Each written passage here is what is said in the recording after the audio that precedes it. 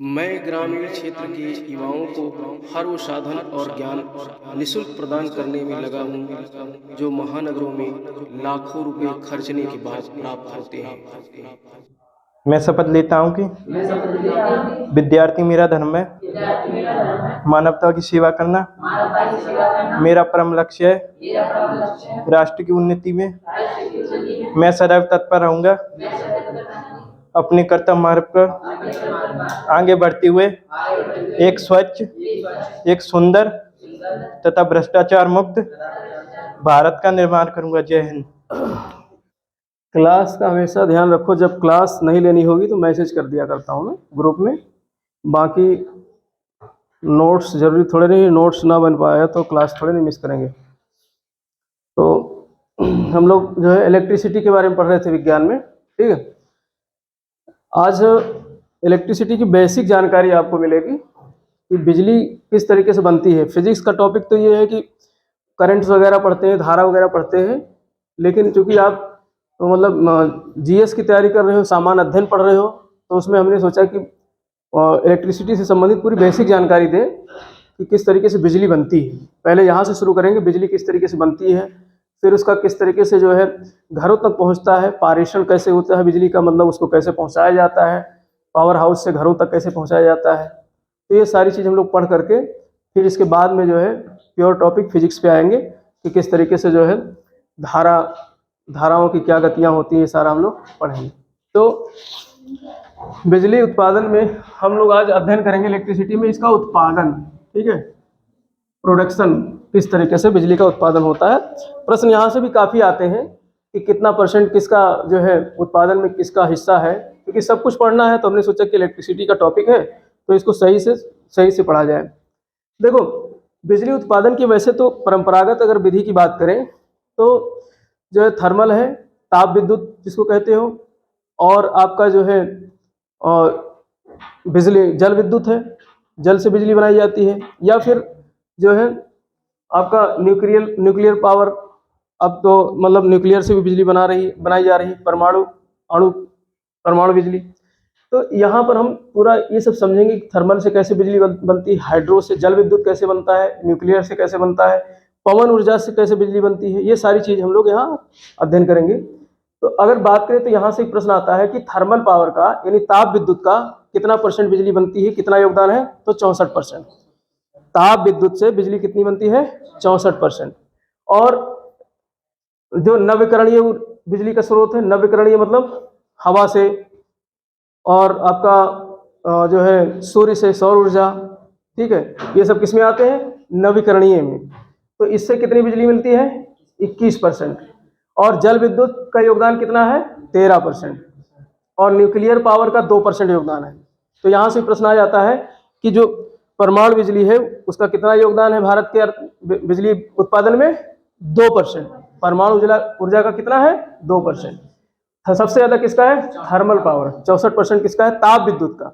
अब ताप विद्युत किस तरीके से ताप विद्युत से बिजली बनती है। देखो, बिजली बनने के लिए जो है इसके लिए इन्होंने एक वैज्ञानिक थे फैराडे, ठीक है, उन्होंने बताया कि जब हम चुंबक को, दो चुंबक जो है ले, ठीक है, एक चुंबक ये ले और एक चुंबक ये ले, और इसके बीच में जो है कॉयल लगा दें, कॉपर का जो है कॉयल भर दें, कॉपर का क्या भर दें, कॉयल, इसमें कॉयल कॉपर का भर दिया जाए और दो तरफ जो है चुंबक लगा दिया जाए, ठीक है। इधर मान लो नॉर्थ पोल है, इधर क्या है, साउथ पोल है, दो तरफ चुंबक लगा दिए, और इस कॉयल को जो है क्या किया जाए, बहुत तेजी से घुमाया जाए। इस कॉयल को क्या किया जाए, बहुत तेजी से घुमाया जाए। तो जब ये कॉयल घूमेगा तो क्या बनेगी, उससे इलेक्ट्रिसिटी बनेगी, क्या बनेगी, बिजली बनेगी। और यही चीज हर जगह, चाहे वो आप थर्मल को पढ़ लो, चाहे आप जो हाइड्रो को पढ़ लो, चाहे न्यूक्लियर को पढ़ लो, सब किसको घुमाते हैं, इसी मशीन को घुमाते हैं। यानी दो तरफ जो है मैग्नेट लगे होंगे, नॉर्थ पोल मैग्नेट और साउथ पोल मैग्नेट। जैसे हम लोग चुंबक नहीं खेलते हैं, चुंबक जो यूज करते हैं वही मैग्नेट होता है, ठीक है। तो बड़े पैमाने पर वो मैग्नेट लगाए जाते हैं और बीच में जो है कॉयल भर दिया जाता है, जैसे पंखे में कॉयल होता है ना, कॉपर का कॉयल आप देखे होंगे, तो इसे भर दिया जाता है और इसको बहुत तेजी से क्या किया जाता है, घुमाया जाता है, तो बिजली का उत्पादन होता है। तो अब थर्मल से कैसे बनता है, हाइड्रो से कैसे बनता है, न्यूक्लियर से कैसे बनता है, ये चीज हम लोग देखेंगे। जैसे थर्मल से बिजली बनाना है, यानी ताप विद्युत बनाना है, तो ये कैसे बनाएंगे, थर्मल से कैसे बनेगा? तो ये गैस से बन सकती है, डीजल से बन सकती है ये बिजली, और कोयला से सबसे ज़्यादा बिजली थर्मल बनती है, कोयला से सबसे ज़्यादा बिजली बनती है। जो आपका कोयला से जो ताप बिजली बनती है, वहाँ पर जो है कोयला अधिक मात्रा में चाहिए।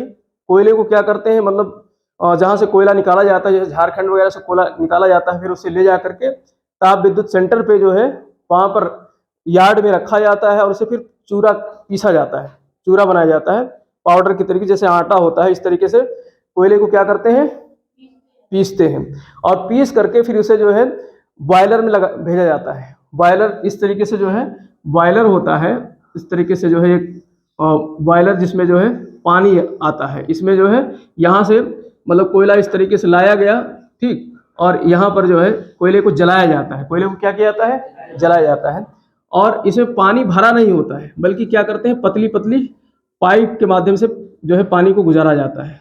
आपने वो देखा होगा, घरों में हम यूज करते हैं, क्या नाम है, गीजर, घरों में गीजर यूज करते हैं, नहीं सुना है?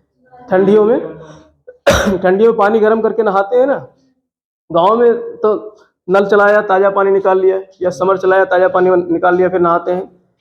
तो जो गीजर होता है, गीजर में क्या होता है कि पानी तुरंत गर्म निकलता है, देखा है ना हमने कि नल खोला और पानी तुरंत गीजर से गर्म निकलता है। उसका कारण क्या है कि गीजर में जो है वो जुड़ा होता है किससे, गैस सिलेंडर से, और गैस से जो है उसमें जो है यहाँ बर्नर लगा होता है, यहाँ क्या लगा होता है, बर्नर, और इधर जो है सिलेंडर रखा होता है, ठीक, सिलेंडर रखा होता है, और यहाँ से पाइप द्वारा ये बर्नर जुड़ा होता है। जैसे बर्नर हमारे चूल्हे में होता है ना, चूल्हे में जो बर्नर होता है जिससे हम लोग खाना वाना बनाते हैं, वो चूल्हा यहाँ लगा होता है, वो चूल्हा इसमें लगा होता है, और यहाँ से गैस निकलती, जलती हुई गैस निकलती है, ये यहाँ बर्नर जलता है, और इसके ऊपर ऐसे पतली पाइप दे दी जाती है, खास करके कॉपर की पाइप होती है। ये पाइप किसकी होती है, कॉपर की, और इसमें से पानी गुजारा जाता है, पतली पाइप से, पतले पाइप से पानी गुजारा जाता है। जब पानी पतले पाइप से गुजरता है तो उसका जो है एरिया कम होता है पानी का, तो जितना पानी निकलता है सब कैसा होता है, गर्म निकलता है। जितना पानी यहाँ से जाता है इस पाइप के माध्यम से सब गर्म होकर निकलता है, क्योंकि जो कॉपर है वो जो है चांदी के बाद सबसे बड़ा चालक होता है ऊष्मा का, बिजली का, ठीक है, इसीलिए कॉपर का इस्तेमाल करते हैं। तो इसलिए ये जो है क्या है, ये पानी यहाँ से गर्म निकलता है, और हमको जैसे नल खोलते हैं और पानी हमको तुरंत गर्म मिलता है। यही तो होता है। गीजर अगर यूज किया होगा तो वो छोटा, वो मतलब बिजली उत्पादन का आप उसको छोटा एक यंत्र मान सकते हो, उससे भी बिजली आप बना सकते हो। अगर ज़्यादा मात्रा में पानी को वहाँ गर्म किया जाए, बहुत ज़्यादा हीट दे दिया जाए, तो भाप अगर बन जाता है पानी, तो उससे बिजली बना सकते हैं। तो यहाँ पर क्या होता है, अब इस चीज़ को आप जो है, जो गीजर वाला फंक्शन है उसको हम यहाँ अप्लाई करते हैं थर्मल पावर, जहाँ से बिजली ताप विद्युत बनाई जाती है। तो यहाँ पर क्या होता है कि ये कोयला की जो चूर्ण है, इस कोयले के चूर्ण को जलाया जाता है, और ये कोयला का जब चूर्ण जलता है तो जो बॉयलर है, इसमें जो पानी पाइप के रास्ते आ रहा था, पतले पाइप के रास्ते क्या होता है, पानी गर्म होता है। पतले पाइप के रास्ते जो पानी आ रहा था ये पूरा क्या होता है, गर्म होता है, और बहुत ज़्यादा टेम्परेचर इसका बढ़ जाता है, तो पानी जो है क्या बन जाता है, वाष्प बन जाता है। पानी क्या बन जाता है, भाप बन जाता है। और आपने घरों में देखा होगा, जो कुकर से भाप निकलता है तो उसमें कितना पावर होता है, अगर सीटी एकदम से हटा दे तो फिर बहुत ऊंचाई तक वो भाप जाता है, बहुत ऊंचाई तक। और कभी कभी अगर सीटी ना निकले, किसी कारण से अगर डैमेज हो जाए, तो कुकर फट सकता है, कुकर फट सकता है। तो पावर होता है तभी तो फटता है, यानी उसमें जो है पावर होता है, उससे क्या नाम है, स्टीम में, उस भाप में, तभी तो फटता है वो। तो इसमें पानी गर्म होकर के क्या बन जाता है, वाष्प बन जाता है, स्टीम बन जाता है, और वो स्टीम बहुत पावरफुल होता है। तो बस यही स्टीम की तो जरूरत थी हमको, इस बेलन को घुमाने के लिए इस स्टीम की ही तो जरूरत थी। ये बॉयलर जो स्टीम बना है, यहाँ पर पोटेंशियल एनर्जी आ गई। कौन सी एनर्जी आ गई, संभाव्य ऊर्जा। अब इसके पास से में ऊर्जा की संभावना है, ऊर्जा की क्या है, संभावना है। जैसे ये कंघा है हमारे पास, अब इस कंघे को हमने जो है बालों में ऐसे रगड़ दिया, अब इसमें एनर्जी बन गई। कौन सी एनर्जी बन गई, पोटेंशियल। अब इस पे अगर कागज रखेंगे, इस तरीके से कागज के टुकड़े रखेंगे, और इसको जो है इस तरीके से मैंने रगड़ा कंघे को, तो कंघे में एनर्जी आ गई। मैंने बताया ना, इलेक्ट्रॉन इसमें पास हो गए, इसमें क्या चले गए, इलेक्ट्रॉन। अब इसको जब रगड़ेंगे, गंदा कंघा इसलिए नहीं उठा रहा है, तेल की कमी है क्या बालों में नहीं उठा रहा है, कोई प्रॉब्लम होगी, इस कंघे के साथ में प्रॉब्लम होगी, ज़्यादा गंदा हो रहा है, बहुत पुराना कंघा है तो इसको रगड़ने से जो है नहीं उठा पा रहा है। चलो कोई बात नहीं। तो अब इसमें अगर इस कंघे को रगड़ा जाए, घर पे नया कंघा लेकर देखना, तो इस कंघे को रगड़ने से इसमें कौन सी एनर्जी आ गई? पोटेंशियल एनर्जी, संभाव्य ऊर्जा आ गई। यानी इसके अंदर अब ऊर्जा की संभावना है, ऊर्जा भरी हुई है। जैसे व्यक्ति दौड़ने के लिए खड़ा हो जाए, एकदम बिल्कुल कहते हैं ना, ऑन योर मार्क रेडी 1 2 3 गो, ना बोलते नहीं? तो जब ऑन योर मार्क पे आ गए बच्चा जो है दौड़ने के लिए, तो उसके अंदर कौन सी एनर्जी आ गई? संभाव्य ऊर्जा आ गई, दौड़ने की संभाव्य। अब वो दौड़ने लगेगा तो उसके अंदर काइनेटिक एनर्जी आ जाएगी। कौन सी एनर्जी आ जाएगी? काइनेटिक एनर्जी, ठीक है, गतिज ऊर्जा। उसके अंदर गति कर रहा है तो कौन सी एनर्जी आ गई? गतिज ऊर्जा। तो अब ये बॉयलर का जो भाप है, यहाँ तो गर्म हो गया, फिर ये भाप बन करके पानी इसमें जो है इसका भाप बाहर निकलेगा, और ये यहाँ पर एक जो है बहुत बड़ा फैन लगा होगा, जिसको क्या बोलते हैं? डायनमो वगैरह बोलते हैं। इस तरीके से बहुत बड़ा फैन लगा होता है, ठीक है।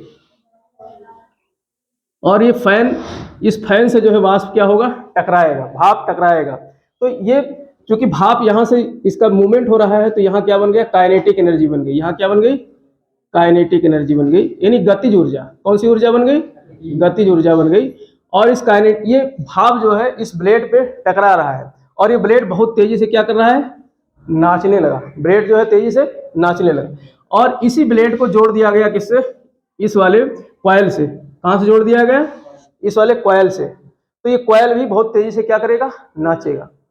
और ये बहुत बड़े बड़े मशीन होते हैं, ये बहुत बड़े बड़े मशीन होते हैं। तो ये इसको कॉइल को ही तो नचाना था हमको, कॉइल को क्या करना था? नचाना था। तो ये कॉइल जब नाचने लगेगा, और इसमें जो है आपका दोनों तरफ क्या लगाया गया है? मैग्नेट लगाया गया है, ठीक है। तो ये मैग्नेट लगाया गया है, तो यहाँ क्या बनने लगेगी? बिजली। अब यहाँ पर जो बिजली बनी, ये कौन सी बनी? स्टैटिक इलेक्ट्रिक बनी। कौन सी बनी? स्टैटिक इलेक्ट्रिसिटी बनी। यहाँ पर स्टैटिक इलेक्ट्रिसिटी बन गई, ठीक। स्टैटिक मतलब ये बिजली अभी स्थिर है। जैसे ही इसको हम तार में भेजेंगे, जैसे ही इसमें तार में भेजेंगे, बिजली क्या होने लगेगी? आगे बढ़ेगी। बिजली का क्या होगा? प्रवाह होगा। तो प्रवाह को क्या कहते हैं? धारा। क्या कहते हैं? धारा। यहाँ पर तो स्थिर थी, स्टैटिक एनर्जी इलेक्ट्रिसिटी थी, लेकिन जैसे ही ये इसको तारा मतलब चालक मिल गया, क्या मिल गया? चालक मिल गया, ठीक है, कंडक्टर मिल गया, चालक मिल गया। तो जैसे ही चालक मिला, उस चालक से उस तार के रास्ते ये स्टैटिक इलेक्ट्रिसिटी क्या हो गई? आगे बढ़ गई। तो इसे क्या कहा गया? विद्युत धारा। इसे क्या कहा गया? विद्युत धारा। तो इस तरीके से इसे ले जाकर के कहाँ रखा जाता है? ट्रांसफार्मर पे। कहाँ रखते हैं? ट्रांसफार्मर पे, ठीक। अब ट्रांसफार्मर का काम क्या है कि इसे जो है रेगुलेट करना, और इसे रेगुलेट करके फिर इसे भेजा जाता है पावर हाउस। अभी घरों तक नहीं भेजा जाएगा, अभी भेजा जाएगा जो है बिजली के केंद्रों पर। तुमने देखा होगा जैसे आपका सैया में, शमशाबाद में, इरादनगर में बिजली घर, जिसको पावर हाउस बोलते हैं। पावर हाउस में बिजली बनती थोड़े नहीं है। ये जो बड़े बड़े आप देखते हो जो है 33 kV के या जो है 44 kV के बड़े बड़े जो टावर्स लगे होते हैं, जिसपे तार जाते हैं, तो इन तारों की सहायता से बिजली पावर हाउस में बिजली भेजी जाती है, और वो बिजली वहाँ से फिर जो है कहाँ भेजी जाती है? लोगों के घरों तक भेजी जाती है। डायरेक्ट यहाँ से उठा करके, जहाँ से बिजली बन रही है, जहाँ से डायरेक्ट उठा करके किसी घर में बिजली भेज दोगे तो घर भी उड़ेगा, और जो है सारा ध्वस्त हो जाएगा, क्योंकि बहुत पावर होती है इसमें।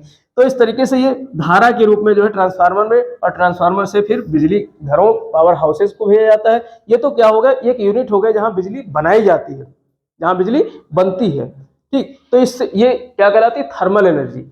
अब इस पानी को चाहे आप गैस से गर्म करो, चाहे आप किससे गर्म करो? कोयले से गर्म करो, चाहे आप डीजल से गर्म करो। जो आपका डीजल से चलने वाला इंजन होता है, वो इसी उसमें भी यही चीज बंधा होता है, उसमें भी यही चीज बंधा होता है, जिसकी वजह से बिजली बनती है। डीजल का काम क्या है? इंजन को चला देना, और फिर उसको मकसद क्या है? चक्री को घुमाना। और चक्री जब घूमने लगेगी, तो हमने उस दिन ये बताया नहीं था कि ऐसे सब लोग कंघा रगड़ रगड़ के बिजली बनाते हैं। तो यहाँ कंघा कौन रगड़ रहा है? जो है ये बॉयलर से, जो बॉयलर से बना हुआ भाप है, वो क्या कर रहा है? इसको नचा रहा है। भाई इसको हम कंघे को रगड़ते हैं ना, रगड़ रहे तभी तो बिजली बन रही। अब यहाँ पर ये क्या है? घूम रहा है बहुत तेजी से। जितनी तेजी से घूमेगा उतनी तेजी से बिजली, उतना ज्यादा बिजली बनेगी। तो ये पावरफुल बिजली। अब इस पे जो प्रेशर पड़ता है इस फैन पे, 4 आदमी मिल करके अगर इस पे एकदम से गिर पड़े तो उतना तेज बल लगता है। 4 आदमियों के वजन के बराबर लगभग जो है 400 ढाई मतलब 300-350 कुंटल का वजन पड़ता है ब्लेड पर, एक मतलब उसका भाप का। तो मान लो कितनी तेज ये फैन नाचता होगा। जब ये फैन नाचता है बहुत तेजी से, तो इसकी वजह से ये मशीन जो है घूमने लगती है। जब मशीन घूमने लगती है तो यही क्या बन जाती है, जो है मैकेनिकल एनर्जी। जब ये काइनेटिक एनर्जी, जब ये मतलब गति में था भाप तो काइनेटिक एनर्जी, और वही गतिशील भाप जो है उसने क्या कर दिया, मशीन को चला दिया। उसने क्या कर दिया, मशीन को। तो ये ब्लेड घूमने लगा, मशीन चलने लगी, तो यहाँ पर किस में बदल गई एनर्जी, वो मैकेनिकल एनर्जी। किस में बदल गई, मैकेनिकल, यांत्रिक ऊर्जा में। किस में बदल गई, वो यांत्रिक ऊर्जा में। और इसी यांत्रिक ऊर्जा से यहाँ पर ये घूम रहा है, क्या घूम रहा है, ये मैग्नेट घूम रहा है। तो इस मैग्नेट के घूमने से बिजली बन रही है। तो इस मैग्नेट के घूमने से बिजली बन रही है, तो इसको बोलते हैं इलेक्ट्रिक एनर्जी। क्या बोलते हैं, इलेक्ट्रिक एनर्जी। तो ये इलेक्ट्रिक एनर्जी में कन्वर्ट हो गई। तो इस तरीके से जो भाप था, उस भाप में जो है संभाव्य ऊर्जा थी। भाप में क्या थी, संभाव्य ऊर्जा थी। और भाप के चलने से गतिज ऊर्जा, और भाप जब ब्लेड पे गिरी तो जो है यांत्रिक ऊर्जा बन गई। और यांत्रिक ऊर्जा वही मैकेनिकल ऊर्जा। जब इसने मशीन चलाई, मशीन चला करके जब बिजली बनाई तो क्या बन गई, इलेक्ट्रिक एनर्जी। और इसी इलेक्ट्रिक एनर्जी को, इलेक्ट्रिसिटी को जो है जब तक ये स्थिर रहा, जब तक इसमें बनती रही, तब तक तो स्टैटिक इलेक्ट्रिसिटी रही। और जैसे ही उसको तार मिल गए, एक चालक मिल गया, और उस चालक से इलेक्ट्रिसिटी प्रवाहित होने लगी, वैसे ही उसको क्या कहने लगे, करंट, धारा, विद्युत धारा। उसको क्या कहते हैं, पूरा विद्युत धारा। मैंने बताया था धारा किसको कहते हैं, प्रवाह को। धारा किसको कहते हैं, प्रवाह को। किसी चीज का बहना, बहुत तेजी से बहना क्या कहलाता है, धारा। नदी में क्या बहती है, धारा बहती है। नदी की जलधारा बहती है ना, नदी में धारा बहती है। ऐसे ही जो है हमारे पानियों में, जो पाइप में, घर में जो नल के पाइप है, उसमें भी तो पानी की धारा बहती है। और जो तार होते हैं उसमें बिजली की धारा बहती है। तो प्रवाह को ही धारा कहते हैं। जब, और प्रवाह किस चीज का होता है, इलेक्ट्रिसिटी का। और इलेक्ट्रिसिटी मैंने बताया था, इलेक्ट्रॉन की सिटी। किसकी सिटी, इलेक्ट्रॉन की सिटी। तो इलेक्ट्रॉनों का प्रवाह होता है। किसका प्रवाह होता है, इलेक्ट्रॉन्स का प्रवाह होता है। इलेक्ट्रॉन्स का प्रवाह होता है। मैंने बताया था कि जो हमारे पदार्थ होते हैं, पदार्थों का निर्माण कैसे होता है, सूक्ष्म अणुओं से होता है, एटम्स से होता है, छोटे छोटे एटम्स से होता है। जैसे ये कागज है, तो कागज एक पदार्थ है। अगर इसको खूब जूम करोगे तो इसमें दिखाई देगा बहुत छोटे छोटे सूक्ष्म क्या है, अणु है, सूक्ष्म अणु है।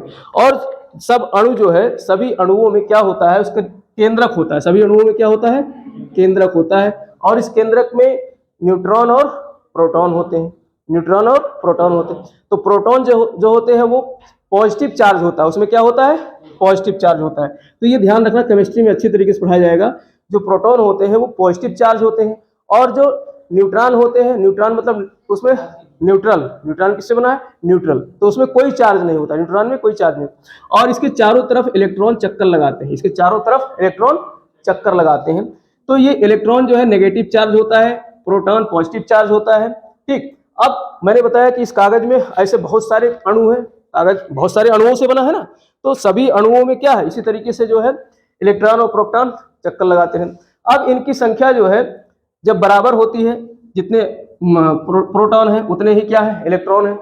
नेगेटिव और पॉजिटिव जितने हैं तो कोई दिक्कत नहीं होगी। लेकिन जब ये अणु यहाँ भी है और इसके पास भी इलेक्ट्रॉन और प्रोटॉन है, अब इसका इलेक्ट्रॉन इधर आ जाए, एक इलेक्ट्रॉन इधर बढ़ जाए, बस यही प्रक्रिया शुरू करता है क्या, धारा प्रवाह को। इसी से क्या बनती है, जो है इलेक्ट्रॉन्स चलने लगते हैं। इलेक्ट्रॉन्स में क्या होती है, गति उत्पन्न होती है। और इस इलेक्ट्रॉन्स को अगर एक दिशा में चलाया जाए, एक निश्चित दिशा मिल जाए, तो फिर वो एक धारा के रूप में प्रवाहित होती है। भाई वायर्स क्या है, इलेक्ट्रॉन्स को एक दिशा में भेजने के क्या है, माध्यम है। इलेक्ट्रॉन्स को एक दिशा में भेजने के माध्यम होते हैं क्या, वायर, तार जो होते हैं वो इलेक्ट्रॉन्स को एक दिशा में भेजे जाते हैं। इसी वजह से तो विद्युत धारा बहती है, विद्युत धारा इसी वजह से तो बहती है। ठीक। तो इस तरीके से ये ताप विद्युत से बिजली इस तरीके से बनती है। अब इसको, इसकी जगह अगर हम उठाएं क्या, हाइड्रो इलेक्ट्रिसिटी, जल विद्युत को उठाते हैं, उसमें भी मकसद क्या है, इसी मशीन को नचाना है। इसमें भी क्या करना है, इसी मशीन को नचाना है। तो उसके लिए हम क्या करते हैं, एक जो है बड़ा सा जो है एक या तो नदी होगी, ठीक, नदी पे क्या बनाते हैं, बहुत बड़ा डैम बनाते हैं, बांध बनाते हैं। और इस बांध के पीछे ये नदी का जल रोका जाता है। बांध के पीछे नदी का जल क्या किया जाता है, रोका जाता है। और बांध ज्यादातर पहाड़ी क्षेत्रों में बनाया जाता है। बांध ज्यादातर कहाँ बनाया जाता है, अगर नदी पहाड़ी क्षेत्रों पे। तो जब ये पानी से भर जाएगा, जलाशय ये पूरा जल से भर जाएगा और यहाँ पर पतले पतले जो है वो लगा दिए, गेट लगा देते हैं, पतले पतले क्या लगा देते हैं, गेट। तो अब इस गेट को धीरे धीरे खोला जाता है और ये ऊंचाई पे बने होते हैं, ये ऊंचाई पे। तो इस गेट के रास्ते पानी गिरेगा नीचे, इस गेट के रास्ते क्या गिरेगा, पानी गिरेगा, ठीक। और ये पानी जब गिरेगा तो उसमें प्रेशर होगा, ठीक। अगर पूरा पानी खोल दिया जाए नदी का तो उतना आदमी से खड़ा रहेगा, कोई दिक्कत नहीं। अब ऊपर से ऊंचाई से ये पतली धार गिर रही है पानी की, अब इसके नीचे खड़े हो जाओ तो घुस जाओगे जमीन में, इतना तेज प्रेशर होता है। जैसे उसमें देखा ना तुमने, वो क्या नाम है, बाइक धुलते हैं, टायर वार धुलते हैं, तो उसमें इसके प्रेशर से जो है गाड़ी धुली जाती है। अगर उस प्रेशर को अगर किसी के आंख वाँख मुंह पे मार दिया जाए तो आंख ही फूट जाएगी, इतना तेज प्रेशर होता है उसका। तो वही प्रेशर यहाँ बनाया जाता है, कैसे, ये छोटे छोटे गेट बना करके, और पानी इधर भर दिया जाता है हुमच करके इस रिजर्वायर में। जब ज्यादा पानी भर जाएगा तो प्रेशर ज्यादा बनेगा कि नहीं, प्रेशर ज्यादा। कभी कभी तो डैम भी टूट जाते हैं, पुराने अगर डैम हो गए तो डैम भी टूट जाते हैं, इतना ज्यादा पावर हो जाता है। तो इसके अंदर जो पानी के अंदर जो ऊर्जा भरी हुई है वो कैसी ऊर्जा है, पोटेंशियल एनर्जी, संभाव्य ऊर्जा, संभावना है उसके अंदर कि नहीं ऊर्जा की, तो इसके अंदर संभाव्य ऊर्जा। जैसे ही ये पतली धार के रूप में गिरने लगेगी, क्या कौन सी एनर्जी में बदल गई, काइनेटिक एनर्जी में। कौन सी एनर्जी में बदल गई, काइनेटिक, क्योंकि अब गति कर रही है। और इसके नीचे वही टरबाइन लगे हुए हैं, क्या लगे हुए हैं, टरबाइन, ब्लेड लगे हुए हैं। जो ब्लेड यहाँ लगाया था मैंने, वही ब्लेड बड़े बड़े यहाँ भी लगे हुए हैं, बड़े बड़े ब्लेड यहाँ भी लगे हुए हैं। अब इस बड़े बड़े ब्लेड पे जब पानी की धार गिरेगी तो ब्लेड क्या होगी, घूमेगी। जब ब्लेड घूमेगी तो इसके साथ ये बांध दिया गया है जो है मैग्नेट वाली मशीन को बांध दिया गया है। तो ये मैग्नेट भी घूमेगा कि नहीं घूमेगा, तो ये मैग्नेट घूमेगा तो यहाँ बिजली बनने लगेगी। तो इसमें जल का इस्तेमाल करते हैं, क्योंकि यहाँ पर जल जो यहाँ गिरा था उस जल का पुनः यूज हो जाता है। जल खराब तो हुआ नहीं, जल का काम क्या था, इस टरबाइन को घुमाना, इस टरबाइन को घुमाना। तो ये टरबाइन पे गिरने के बाद में जल फिर आगे धारा के रूप में बहती चलेगी, नदी के रूप में।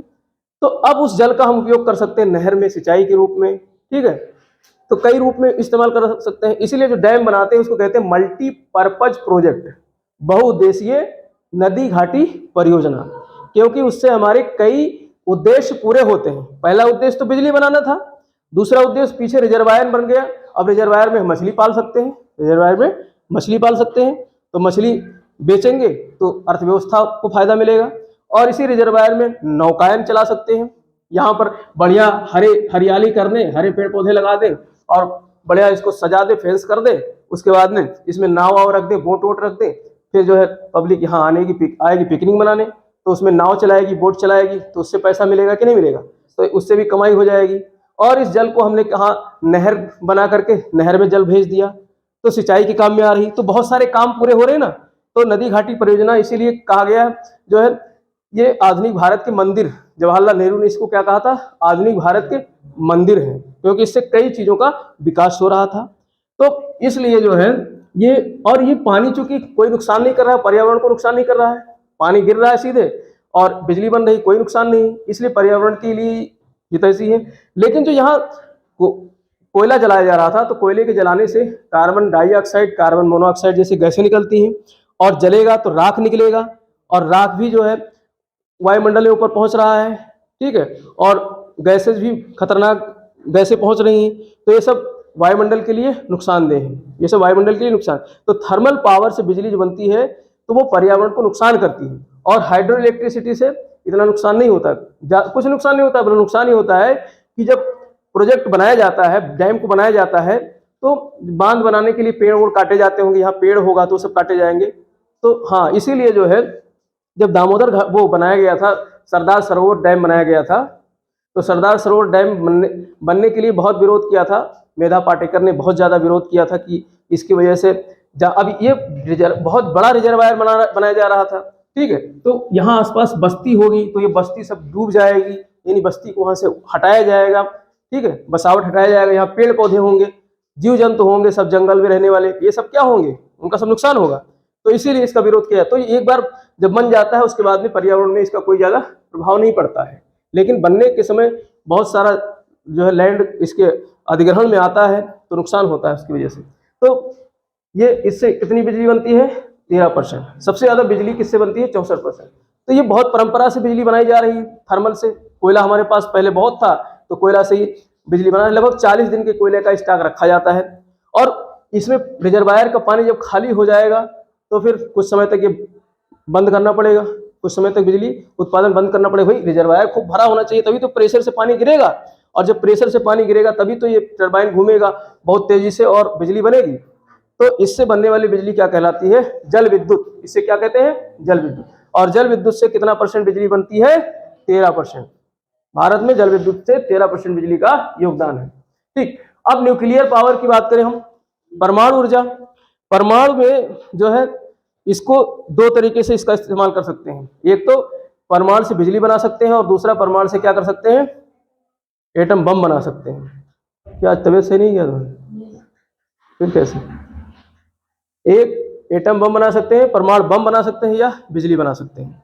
तो बिजली बनाने के लिए हमको चाहिए ताप, और ताप से जो है पानी को गर्म करेंगे और इसी को क्या करेंगे? घुमाएंगे। इसी जो है डायनमो की क्या करेंगे? घुमाएंगे। इसी मैग्नेट को घुमाया जाता है, इसी कॉइल को घुमाया जाता है। तो उसके लिए क्या करते हैं, मतलब एक भट्टी बनाई जाती है जो है इस तरीके से, बहुत मोटी दीवार की, लगभग 7-8 फुट मोटी दीवार बनाई जाती है। ठीक, कंक्रीट वगैरह और सब बहुत सारे मेटल्स वगैरह मिला करके, और इसके अंदर जो है यूरेनियम 235 यूरेनियम 235 ईंधन के रूप में इस्तेमाल किया जाता है। 1 किलो यूरेनियम से महीनों भर बिजली बनाई जा सकती है, और एक जितनी ऊर्जा आप जो है लगभग 100 टन जो है कोयले से बनाओगे, उतनी ऊर्जा जो है 1 किलो यूरेनियम से बनाई जा सकती है। तो इसीलिए ये ज़्यादा जो है बहुत ज़्यादा मतलब कम मात्रा में इस्तेमाल करने वाला ईंधन है। तो यूरेनियम से बिजली बनाने के लिए क्या करते हैं? यूरेनियम में रिएक्शन कराया जाता है। यूरेनियम में रिएक्शन कराया जाता है। यूरेनियम को एक बार जो है विस्फोटित कर दिया जाता है, तो इसके जो न्यूट्रॉन है, भाई न्यूट्रॉन तो सोते रहते हैं, इलेक्ट्रॉन ज़्यादा सक्रिय होते हैं, प्रोटॉन भी कम सक्रिय होते हैं, लेकिन न्यूट्रॉन तो एकदम न्यूट्रल रहते हैं। तो इसमें क्या किया जाता है? रिएक्शन करा के न्यूट्रॉन को जगाया जाता है। अब जब सोता हुआ इंसान जागे, जैसे कुंभकर्ण था, वो तो सोता रहता था 6 महीने तक, लेकिन जब उसको जगाया गया तो जागते ही सबसे पहले जो आसपास उसकी सेना ही थी उसी को खाना शुरू कर दी। तो यही है न्यूट्रॉन के साथ। न्यूट्रॉन तो सो रहा है, वो तो न्यूट्रल पड़ा हुआ है, लेकिन जब उसको जगाया जाएगा तो महाविस्फोट करेगा, वो मतलब पावर में आ जाएगा। तो जब इसी में यूरेनियम में जो न्यूट्रॉन्स होते हैं उनको जगाया जाता है, और जब जागते हैं तो बहुत भयंकर विस्फोट होता है। अब इस विस्फोट को अगर नियंत्रित कर लिया जाए तो बिजली बना सकते हैं, और अगर अनियंत्रित कर दिया जाए तो क्या बन जाएगा? बम बन जाएगा। तो बम कुछ नहीं, उसको बम को जो है उसमें रिएक्शन करा के और छोड़ दिया जाता है, खुले में उड़े। तो जब खुले में उड़ेगा तो महाविस्फोट हो जाता है, भयंकर विस्फोट हो जाता है। और जब उसको किसी भट्टी के अंदर इस तरीके से कंक्रीट की दीवार बना करके इसके अंदर विस्फोट कराते हैं, तो वहां से जो है तापमान उत्पन्न होता है, ऊर्जा उत्पन्न होती है, बहुत भयंकर ऊर्जा, लगभग 2500-3000 हजार डिग्री सेल्सियस तापमान उत्पन्न हो जाता है। तो अब इतना तापमान यहाँ उत्पन्न हो गया। और कभी कभी क्या होता है, जो इसके न्यूट्रॉन होते हैं बहुत तेजी से विस्फोट करते हैं। जैसे एक न्यूट्रॉन यहाँ हुआ ना, तो इसका रिएक्शन ऐसे शुरू हो जाता है, इस तरीके से, ऐसे आगे बढ़ते बढ़ते इस तरीके से बढ़ते चले जाते हैं। तो कभी कभी क्या होता है, इसको मंद करने के लिए, धीमा करने के लिए, इसको सुखाने के लिए D2 भारी जल का इस्तेमाल करते हैं। D2O भारी जल, फार्मूला क्या है भारी जल का? D2O। तो भारी जल का इस्तेमाल किया जाता है कि इसको मंदक करने के लिए, इस प्रक्रिया को धीमा करने के लिए। साधारण जल नहीं, मतलब जो सादा पानी होता है H2O, उससे नहीं रुकेगा, भारी जल से रुकता है। भारी जल का फार्मूला क्या है? D2O। तो भारी जल डाल करके इसकी प्रक्रिया को मंद की जाती है, जिसको इसलिए इसको कहते हैं मॉडरेटर, मंदक की क्रिया बोलते हैं। तो मंदक की क्रिया में, यानी परमाणु भट्टी में कौन से जल का इस्तेमाल होता है? भारी जल का। तो इस भारी जल की सहायता से इसको रोका जाता है। और इसके अलावा इसमें कैडमियम के रॉड्स लगाए जाते हैं। किसके रॉड्स लगाए जाते हैं? कैडमियम की छड़ें लगाई जाती हैं। ये कैडमियम की छड़ें भी क्या करती हैं? ये भी जो है नियंत्रित करती हैं कि जो है जो न्यूट्रॉन है वो अनियंत्रित होकर न भागे। तो कैडमियम के रॉड्स जो एक्स्ट्रा एनर्जी होती है वो क्या कर जाती हैं? इनको सोख लेती हैं। तो इसको नियंत्रित करने के लिए, अगर ये नियंत्रित ना किया जाए और एनर्जी ज्यादा बनने लगे, तो ये जो दीवार बनाई गई है 7-8 फुट मोटी, इस दीवार को भी बढ़ा से उड़ा दें। ठीक, इतना पावर होता है। तो अब इतना पावर हुआ तो यहाँ पर भी वही चीज इस्तेमाल किया गया। पानी को पतली पाइप से भेजा गया, कॉपर के पतले पाइप से भेजा गया, और ये पानी खूब गर्म हो गया, गर्म होकर के क्या बन गया, भाप बन गया। बस हमको मिल गया, क्या मिल गया, चरखी घुमाने का साधन मिल गया। भाप ही तो चाहिए था। तो इस भाप को ले जाकर के निकाला गया कहां पर, टरबाइन पे। ये भाप जो है धारा के रूप में किस पे जाएगा, गिरेगा, टरबाइन पे। और वो पंखा जो टरबाइन जो पंखा था, जो अभी तक पानी घुमा रहा था, जो अभी तक जो है कोयले से बने हुए भाप से घूम रहा था, अब वो किससे घूमने लगेगा, थर्मल से, वो इससे न्यूक्लियर एनर्जी से, परमाणु से बनी हुई जो है भाप से। तो परमाणु में एक्चुअली परमाणु बिजली जो बनाई जाती है वो कोई अलग नहीं है तो उसका काम यही करना, भाप पानी को गर्म करना ही तो है।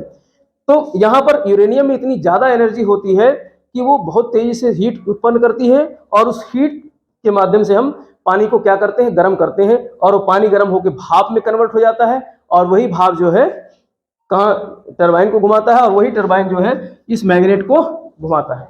तो मैग्नेट के घूमने से फिर यहाँ बिजली बन जाती है। तो इसे क्या कहते हैं, न्यूक्लियर एनर्जी। तो ये जो है कैसी एनर्जी बनती है, न्यूक्लियर एनर्जी। सब में प्रक्रिया यही है, सब में प्रक्रिया यही है, बस ईंधन अलग अलग है। ईंधन क्या क्या है, अलग अलग, ईंधन के स्रोत अलग अलग हैं। वहां पर कोयले का ईंधन था, कहां पर, थर्मल पावर में, ठीक है। या डीजल का इस्तेमाल कर सकते हैं, डीजल भी जलाएंगे तो पानी गर्म करेंगे ना, तो डीजल से भी बनाया जा सकता है, ठीक। या फिर जो है आपका जल में पानी को गर्म नहीं किया जाता है, जल में पानी की धारा बनाई जाती है, पतली धार बनाई जाती है, और उस पतली धार को जो है टरबाइन से गुजारा जाता है, उस ब्लेड से गुजारा जाता है, और ब्लेड घूमने लगता है, जिसकी वजह से ये जो है मैग्नेट घूमता है और बिजली बनती है।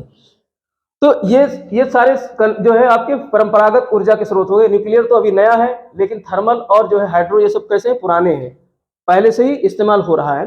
तो न्यूक्लियर पावर भारत में अभी 2% इससे ऊर्जा बनाई जाती है। भारत में यूरेनियम है नहीं, भारत में थर्ड क्वालिटी का यूरेनियम है, मोनाजाइट वगैरह है, ये भी क्या है, ये सब रेत में पाए जाने वाले जो है तत्व हैं, ठीक।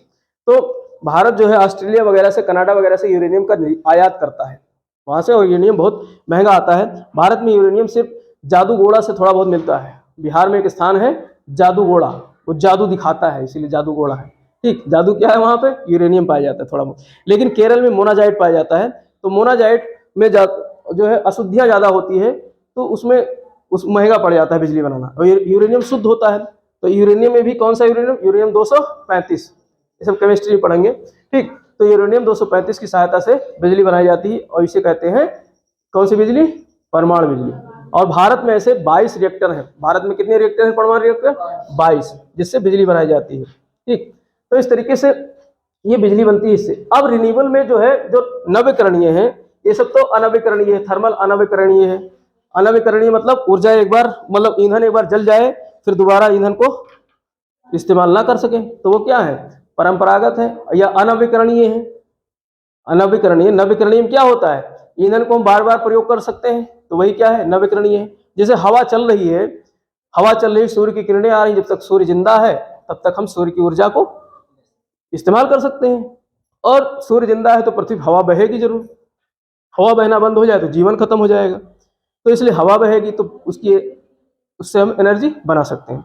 तो ये सब क्या कहलाते हैं, नवीकरणीय। और भारत में नवीकरणीय ऊर्जा का स्रोत कितना है, 21, यानी थर्मल के बाद दूसरे नंबर पे क्या है, नवीकरणीय। नवीकरणीय में कई हैं, जैसे आपका जो है सौर ऊर्जा है, जैसे क्या है, सौर ऊर्जा है, और इसी में आपका जो है पवन ऊर्जा है, इसी में आपका क्या है, पवन ऊर्जा है। इसी में आपका जो है टाइडल एनर्जी है, इसी में क्या है, टाइडल एनर्जी। टाइडल एनर्जी मतलब समुद्र में ज्वार आते हैं, क्या आते हैं, समुद्र में ज्वार की लहरें ऐसे उठती है कि नहीं उठती, इस तरीके से ऊपर जाती है लहरें, नीचे गिरती हैं। अब मान लो ये खूब ऊंचे उठ गई, 10 मीटर ऊपर उठ गई, और यहीं पर नीचे हमने क्या बना दिया, ये टरबाइन लगा दिया, और इस टरबाइन के पंखे पे जब लहर गिरेगी तो पंखा क्या होगा, घूम जाएगा, पंखा घूम जाएगा। तो पंखा जब घूम जाएगा तो ये मशीन घूमेगा कि नहीं घूमेगा, तो बिजली बन जाएगी। सबका गोल क्या है, इस मशीन को ही घुमाना है। अब इस मशीन को घुमाने के लिए चलो पूरे हिंदुस्तान की जनसंख्या लगा दो, सब बैठ के घुमाने लगे, तो बिजली बन जाएगी कि नहीं बन जाएगी।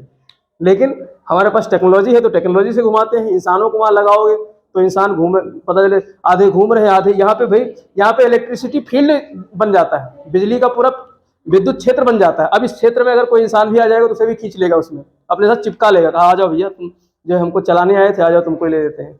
ठीक, तो पूरा विद्युत क्षेत्र बन जाता है, इसलिए इससे दूर ही रहते हैं। हालांकि इसको कवर किया जाता है, ऐसा नहीं खुला नहीं होता है, पूरा ऊपर से कवर करके मशीन को रखा जाता है।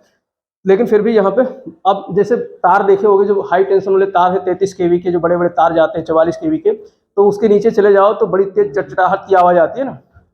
तो क्या है, इलेक्ट्रॉन्स बहुत तेज़ी से जाते हैं उसमें।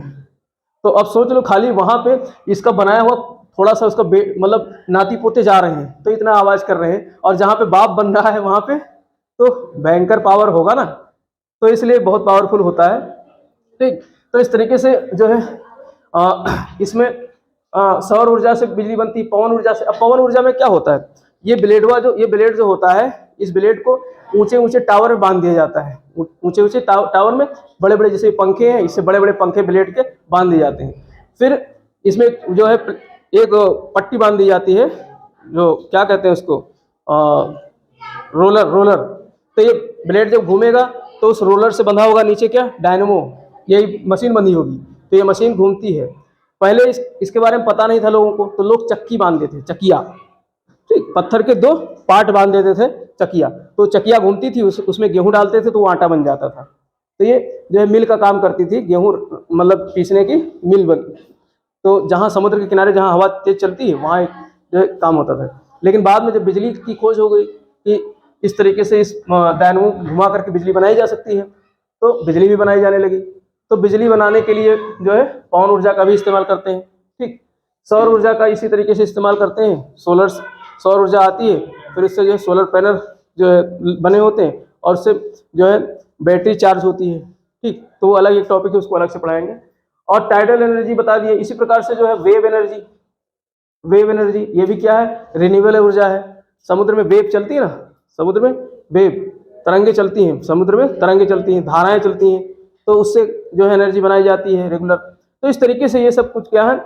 इसके अलावा जो है जमीन के अंदर जो है जब जाएंगे तो कुछ स्थान पर जा करके गहराई पर टेम्परेचर बढ़ने लगता है, और तो वहाँ भी जो है जल जो है वाष्प के रूप में बदल जाता है, तो वहाँ से भी वाष्प लेकर के और बिजली बनाई जाती है। ठीक, भूतापीय ऊर्जा उसको कहते हैं। क्या कहते हैं, भूताप। तो भूताप का पानी जो होता है, जो वाष्प बन जाता है, भाई हिमाचल वगैरह में वहाँ पर पहाड़ों में इतना गर्म पानी निकलता है कि अगर पोटली में आप चावल को बांध करके रख दो उसमें, तो चावल पक जाता है। तो उनसे बनी हुई बिजली क्या कहलाती है, भूतापीय ऊर्जा। तो भूतापीय ऊर्जा भी किसका स्रोत है, रिन्यूएबल, नवीकरणीय ऊर्जा का स्रोत है, क्योंकि वो प्राकृतिक है। और इस प्रकार की जो ऊर्जा होती है, जो प्रकृति से सीधे बनाई जाती है, ये किसी प्रकार का प्रकृति में नुकसान नहीं करती। भाई हवा तो बह रही है, हवा बह रही, बिजली बना ली, कोई बात नहीं, हवा आगे चली गई, हवा को हमने खराब तो नहीं किया ना। और इसी प्रकार से सूर्य की ऊर्जा आ रही है, सूर्य से हमने थोड़ा सा प्लेट पे, भाई सूर्य अभी छत पे पड़ रही थी और छत पे ही मैंने जो है प्लेट्स लगा दिए, सोलर पैनल लगा दिया, तो उस पर गिरेगी, तो उससे एनर्जी बन रही, कोई नुकसान तो नहीं हो रहा ना। तो इस प्रकार की ऊर्जा से किसी प्रकार का कोई नुकसान नहीं होता है। इसलिए नवीकरणीय ऊर्जा जो होती है वो पर्यावरण के लिए हितैषी होती है, पर्यावरण का जो है दोस्त होती है, पर्यावरण का मित्र होती है। तो इस तरीके से ये सारी तरीके से क्या बनाई जाती है, बिजली बनाई जाती है। अब अगर बिजली के कंजम्पशन की बात करें सेक्टर वाइज कि कौन कितना कंज्यूम करता है, तो सबसे ज़्यादा कंजम्पशन 41% कौन करता है, उद्योग धंधे करते हैं हमारे। कौन करता है, उद्योग धंधे। सबसे ज़्यादा बनाता कौन था, थर्मल। 64% कौन बना रहा था, थर्मल। और 41% यूज कौन कर रहा है, इंडस्ट्री, उद्योग धंधे, जहाँ से जैसे सीमेंट उद्योग है उसको चाहिए, आयरन स्टील इंडस्ट्री है, बड़े बड़े उद्योग धंधे होते हैं ना, मोटर गाड़ी जहाँ बनती है, सबको क्या चाहिए, बिजली चाहिए। उनसे सबसे क्या चलाना है, उपकरण को चलाना है। तो इसके बाद में घरों में रहने वाले लोग यूज करते हैं। 26% घरेलू उपयोग है, 26% बिजली कहाँ उपयोग होता है, घरों में। ठीक, और किसान यूज करते हैं ट्यूबवेल वगैरह चलाने के लिए। तो 18% बिजली कहाँ यूज होता है, खेती में, खेती किसानी में। और कुछ कॉमर्शियल वाणिज्यिक व्यापार वगैरह में यूज होता है, दुकान वगैरह ना, दुकान वगैरह सब क्या है, कॉमर्शियल है। भाई इंडस्ट्री तो अलग हुई जहाँ उत्पादन हो रहा है, और जहाँ पर व्यापार होता है, खरीद फरोख्त होती है, मार्केट होता है, मार्केट में भी तो बिजली चाहिए, तो वो सब कॉमर्शियल है, तो वहाँ कितना परसेंट यूज होता है, 8%। तो इस तरीके से बिजली का सेक्टर वाइज यूज होता है। यहाँ से प्रश्न आता है सबसे अधिक, ये 4 ऑप्शन दे देगा, कहेगा इनमें से सबसे अधिक बिजली का जो है उपभोग कौन करता है, तो इंडस्ट्री। और आप आंख मूंद करके लगा के आओगे घरेलू, क्योंकि घर में ज़्यादा आदमी रहते हैं, हर घर में बिजली चाहिए, लेकिन ज़्यादा यूज कौन करता है, इंडस्ट्री करता है, उद्योग धंधे करते हैं। ठीक, और एग्रीकल्चर 18%, डोमेस्टिक दूसरे नंबर पे है, घरेलू उपयोग में दूसरे नंबर पे आता है 26%। तो इस तरीके से ये बिजली का उत्पादन होता है। अब बिजली जब बन गई है तो बिजली को हम भेजेंगे कहाँ, पावर स्टेशन तक। किस तरीके से भेजा जाता है, इनके क्या फंक्शंस होते हैं, ठीक है, ये सारा चीज़ हम लोग जो है, इलेक्ट्रिसिटी मतलब इलेक्ट्रॉन्स कैसे गतिमान होते हैं, ठीक, ये सारी चीज़ जो है हम लोग आगे पढ़ेंगे फिजिक्स के मतलब कोर टॉपिक में, कि एसी करंट क्या होता है, डीसी करंट क्या होता है, रेजिस्टेंस क्या होता है, प्रतिरोध क्या होता है मतलब, और आवेश क्या होता है। अब ये चार्ज हो गया ना, विद्युत चार्ज हो गया तो ये आवेश कहलाए। तो ये सारा चीज़ हम लोग उसमें देखेंगे, और करंट्स जो है किस तरीके से प्रवाहित होती हैं। तो ये सारी चीज़ हम लोग आगे फिजिक्स के कोर टॉपिक में अध्ययन करेंगे। ये तो हमने यहाँ बेसिक चीज़ बताई, क्योंकि इलेक्ट्रिसिटी का टॉपिक था तो हमने कहा कि बिजली को कैसे बनाते हैं ये भी जानना जरूरी है। तो बिजली इस तरीके से बन जाती है, नहीं तो अभी तक आपके दिमाग में इसके बनने के बारे में प्रक्रिया शायद पता नहीं होगी। पता थी? नहीं पता थी। तो बिजली को हम लोग यहाँ बना चुके हैं। अब बिजली को हम लोग जो है भेजेंगे उपकरणों को चलाने के लिए। तो बिजली किस तरीके से मतलब चलती है, उसमें क्या रेजिस्टेंस होता है, प्रतिरोध क्या होता है, प्रतिरोध को किससे मापते हैं, ठीक है। और इसके अलावा जो है आपका धक्का जो प्रेशर मारता है, जैसे पानी को प्रेशर मार करके आगे बढ़ाया जाता है, ऐसे ही धाराओं को प्रेशर मार करके आगे बढ़ाया जाता है, वोल्टेज जिसको कहते हैं। तो वोल्टेज क्या है, ये सारी चीज़ें हम लोग आगे इसी तरीके से अध्ययन करते हुए चलेंगे।